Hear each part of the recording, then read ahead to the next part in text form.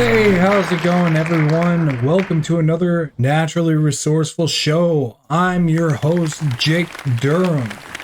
Tonight, we ask the question, bears, friend or foe? In a time of environmental chaos that we are living in today, wildfires rage out of control. Ice caps are melting, leading to rising sea levels and the flooding of Florida. Kim and Kanye drama.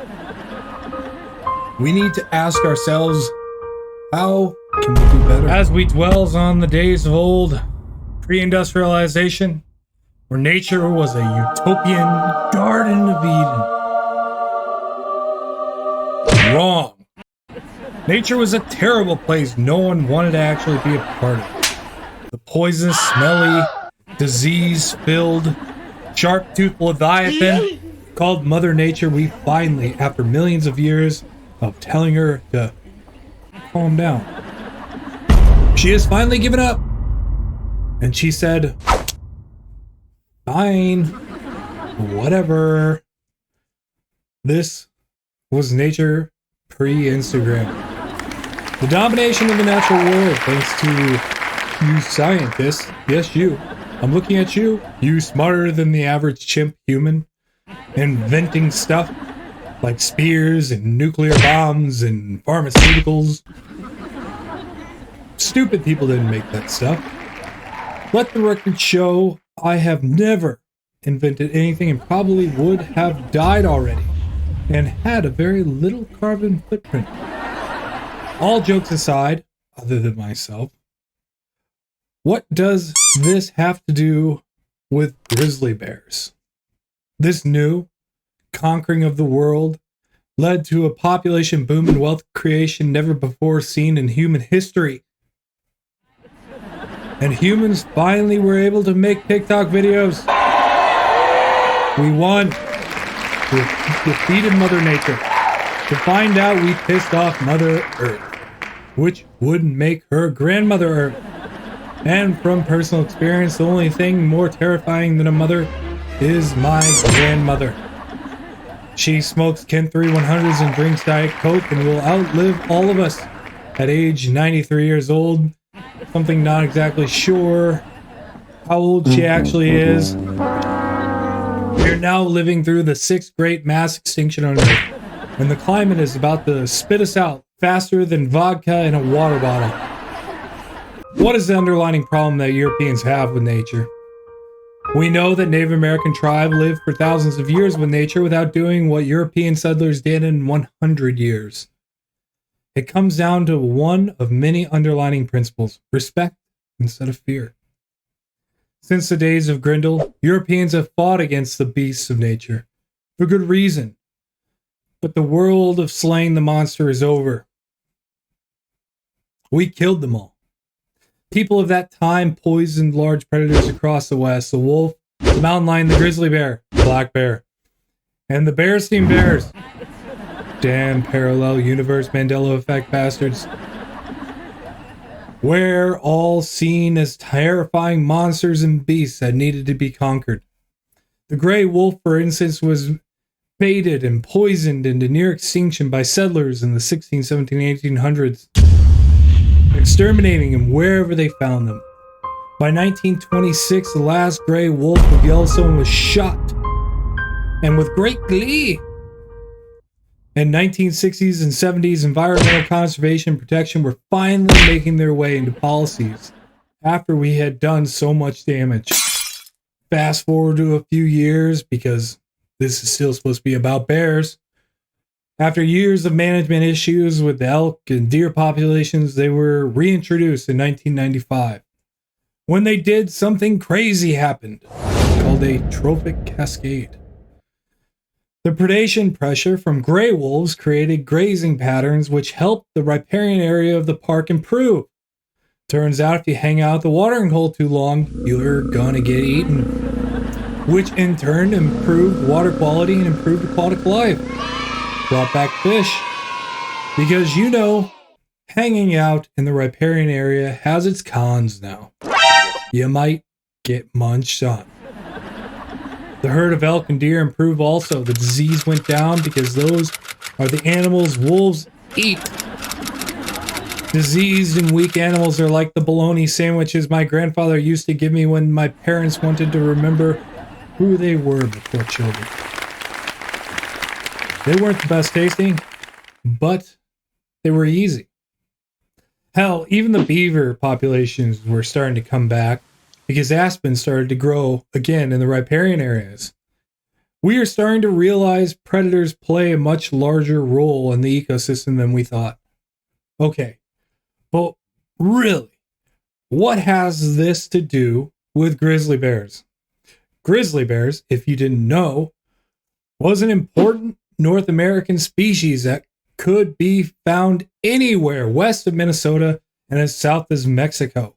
The grizzly bears are still on the Southern California flag, for crying out loud. Get it? Southern California. But it gets more interesting. Let me ask you a question. Does a bear shit in the woods? The answer is yes. And actually quite a lot.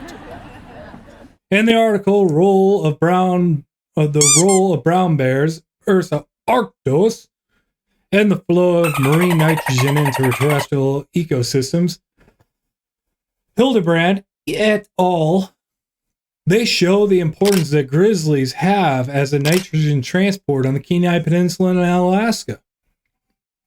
It is estimated that a grizzly bear eating salmon can deposit around 400 pounds of nitrogen a year. Now that's on the high end, but still. Today's numbers on the Kenai are estimated to be around 250 and 300 bears, which is probably still low historically. That's a lot of shit. On the top end, it would be around 120,000 pounds of nitrogen, assuming that each bear produces that much. To put this in perspective, corn removes 1 pound of nitrogen per every bushel of grain, which turns out to be 480 acres of nitrogen treatment a year on corn. So, to put this in another way, if you took all the bushels that fill up 1 acre and divided that by 120,000 divided by that, you would get 480 acres of corn that you could feed for an entire year. If you were growing corn, but that is corn, a nitrogen depleting plant, the amount of extra nitrogen in a forest ecosystem in riparian areas would have even larger effects. And here's the kicker. Do you remember this map from earlier?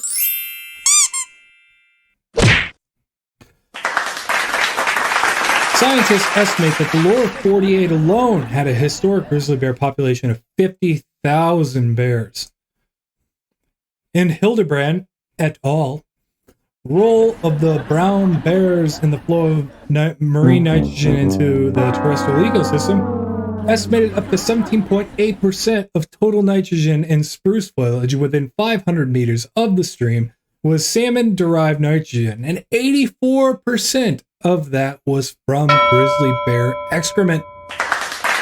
So, what we are really talking about is the riparian health and transition areas from lowland to upland vegetation. Robert Bilby from the Marine Corps Salmon Research stated, when speaking about the Pacific Northwest, salmon is accounting for 20% of metabolism of the trees. Robinson says, the gigantic old-growth trees that grew along the river courses that enrich the Northwest in timber industries were likely produced not only because they were old, but because the millions of salmon that died in the streams were eaten by wild animals that then fertilized the trees. There is an honest argument to be had that without bears, we would not have the old growth forests of the Pacific Northwest.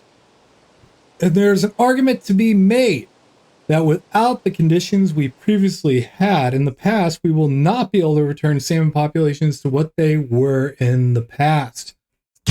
No salmon means no bears. No bears means no forest, and no no forest means no salmon.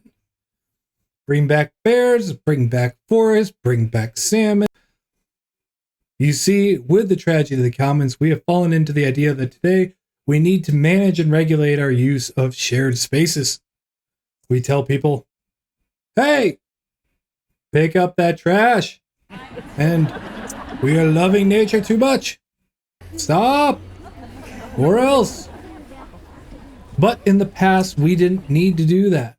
As much as we knew instinctually not to overuse the forest and treat it with respect. Or else. With the return of grizzly bears, we won't be restricting freedom, but we will be reinstitutionalizing reality. Give reverence when you go into nature. Be a little afraid.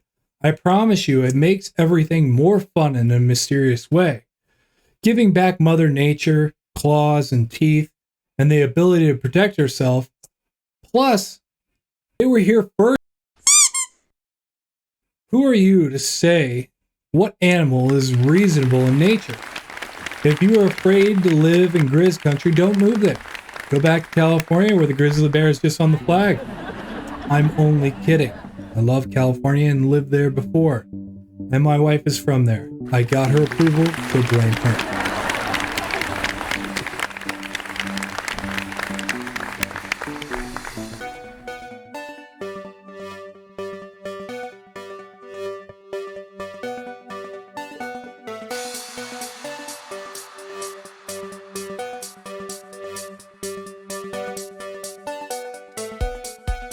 Hey everyone, thank you for watching the video till the end.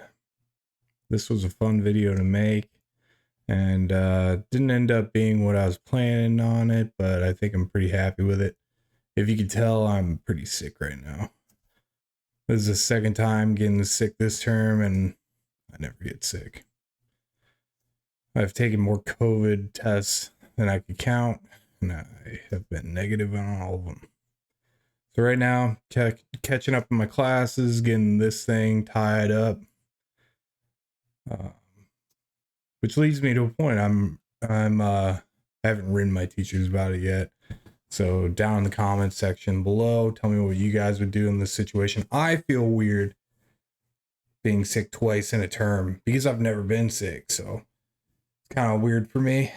Tell me if you guys have ever come into this where you're like, I don't know. You know, last thing I want is my teachers not to believe me or anything. But I'm feeling better now. And yeah, just catching up on my work and everything. And, you know, got this thing done, which is way more work than I wanted to do for this project. But, and even then, don't think I executed quite like I wanted to. But I think it turned out great. As long as it's watchable and the scientific material got across.